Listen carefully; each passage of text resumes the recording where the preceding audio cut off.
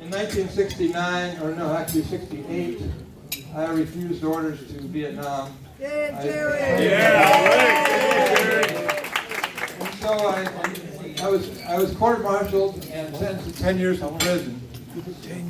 But fortunately, I was able to escape during my court-martial. In the end, I never did a single day of those 10 years. I spent 6 wonderful years organizing with other military resistors, deserters and draft resistors in Sweden and Canada. And the first political organization I was part of was the American Deserters Committee. So, you know, later on I came back to, 6 years later I came back to the U.S. And as part of a campaign for amnesty for war resistors. And by that time the opinion in the country had changed very much about the Vietnam War. There was a lot of support for amnesty. The government was embarrassed to even try to put me in jail because I had a lot of political support at the time. And dropped my sentence totally. So that was good for me. But you know, when I got involved later on with Veterans for Peace, at first I was thinking, well, I don't know, I'm a war resistor. I said no, I didn't go. I kind of come from another culture. I don't know how it's going to work out hanging out with all these combat veterans. But you know, over the years, and I always kind of carried that with me a little bit. I said, well, you know, I didn't have the experience of going to war, and I don't regret that at all. No.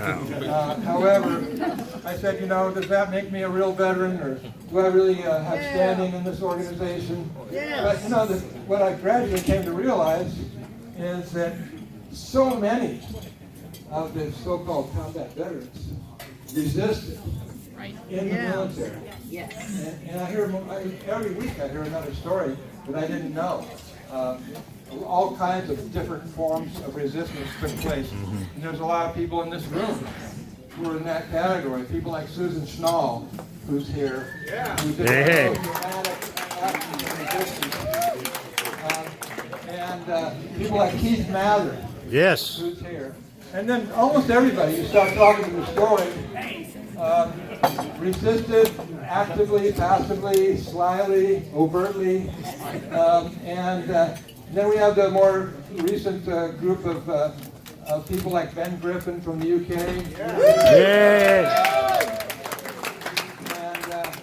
And I could go on and on naming names, and actually you could tell me some stories maybe tonight. I know that actually we're going to be honored later this evening by the presence of J.J. Johnson, one of the Fort Hood Three. They resisted in 1966, which was really early. And they catalyzed a whole lot of resistance around the country. And then, of course, even those of us who, yeah, that's right, 5 years in Leavenworth. So even those of us who did not resist at that time, obviously have been making up for lost time ever since. We are all war resistors. We are all still fighting to end nuclear war, to end U.S. intervention around the globe, and to abolish war entirely. And so that's why we're here this weekend. It's going to be a fantastic convention. There's so many great workshops and plenaries and wonderful speakers among us. And so I welcome you all, and I hope you have a great time together. And I was going to say have a drink on me, but somebody thought that the president's reception meant that the president buys everybody drinks. So I had to move away from the bar. We know where you're finding it. And so I don't know, are there anybody here that's inspired that would like to grab the microphone for a minute? Never saw that.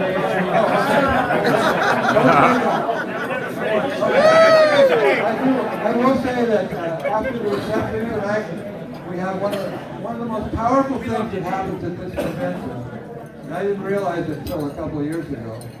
One of the most powerful things that happens at this convention is the poetry reading. It is really, really profound and awesome, and it's happening tonight after the president's reception in another location. And what is that location? The ballroom, the Minnesota ballroom. Okay.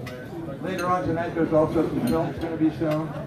But I would highly recommend that you don't miss the poetry reading. It's powerful and you'll be inspired. So thank you all for being here, and have a great evening. Thank you, Gerry.